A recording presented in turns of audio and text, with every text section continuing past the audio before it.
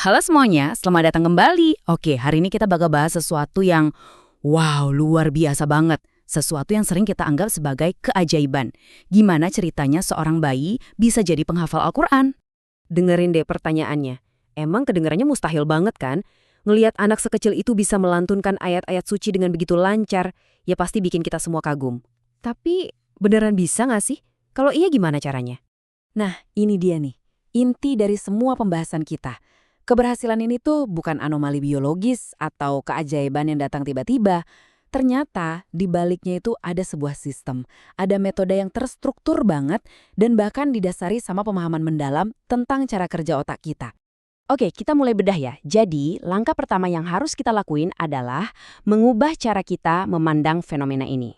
Buang jauh-jauh deh pikiran soal anak jenius yang lahir dengan kemampuan super. Bukan, ini bukan soal itu. Ini soal hasil dari sebuah proses. Kuncinya itu cuma dua teman-teman, waktu yang tepat dan lingkungan yang mendukung. Waktunya adalah usia emas, periode emas di mana otak itu lagi berkembang pesat-pesatnya, kayak spons yang nyerap apa aja. Dan lingkungannya, ya dengan menciptakan ekosistem yang dirancang khusus buat memaksimalkan potensi alami yang udah ada di dalam diri setiap anak. Sekarang kita masuk ke bagian yang paling seru nih, sisi ilmiahnya. Kenapa sih kok bisa berhasil? Jawabannya itu ada di dalam keajaiban neurologis yang terjadi di dalam kepala seorang bayi. Wow, lihat angka ini deh, 80%. Coba bayangin ya, sebelum anak itu bisa ngikat tali sepatunya sendiri, 80% fondasi otaknya itu udah jadi. Gila kan? Ini tuh jendela kesempatan yang luar biasa gede buat menanamkan dasar-dasar bahasa dan memori jangka panjang. Nah, ilmunya di balik ini semua namanya neuroplastisitas. Gini deh, bayangin otak bayi itu kayak kota baru yang jalannya masih kecil-kecil, jalan tikus gitu.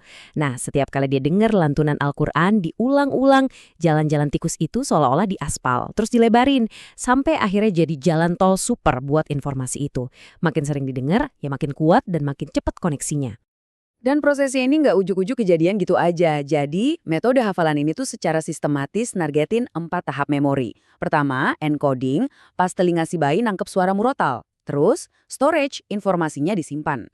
Abis itu, retrieval, pas dia mulai coba-coba nirin suara.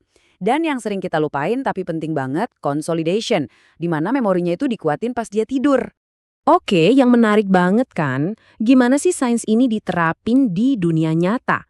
Ternyata ada beberapa metode yang udah terbukti ampuh dan kita bakal lihat 3 yang paling populer. Nah, bisa kita lihat bareng-bareng di sini ya. Tujuannya boleh sama, tapi pendekatannya beda-beda banget.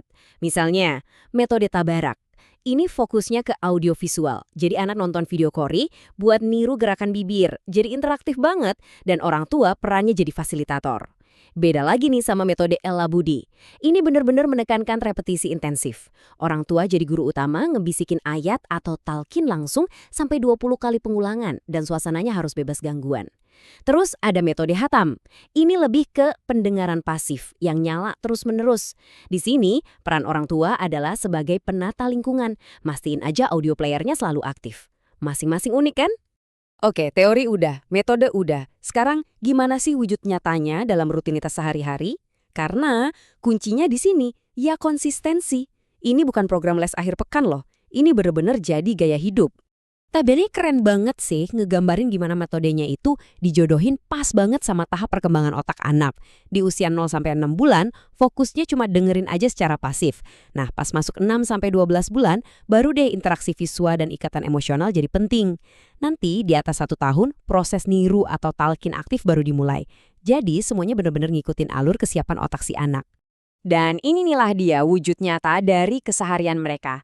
Kelihatan ya, terstruktur dan intensif banget. Coba deh perhatiin, harinya itu dimulai jauh sebelum subuh buat sesi murojaah. Terus ada waktu khusus buat nambah hafalan baru, ada belajar formal, dan yang penting banget nih, lihat deh, tidur siang itu wajib hukumnya buat ngunci memori. Plus ada juga waktu bermain bebas tanpa gadget buat perkembangan motoriknya. Lengkap.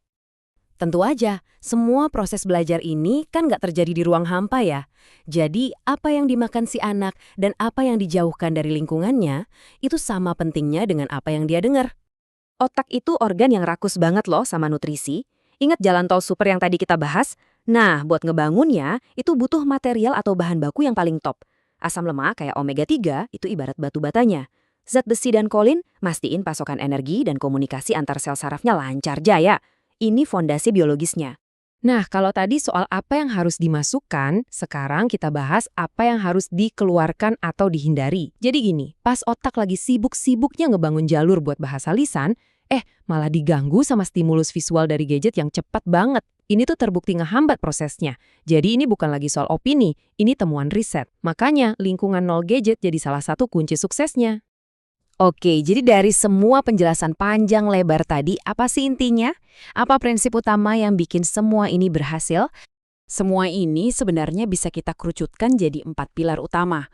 Pertama, paparan suara Al-Quran yang masif dan konsisten, minimal 8-10 jam sehari. Kedua, komitmen dan disiplin total dari orang tua, bukan cuma sebagai guru, tapi sebagai teladan. Ketiga, dukungan nutrisi yang optimal.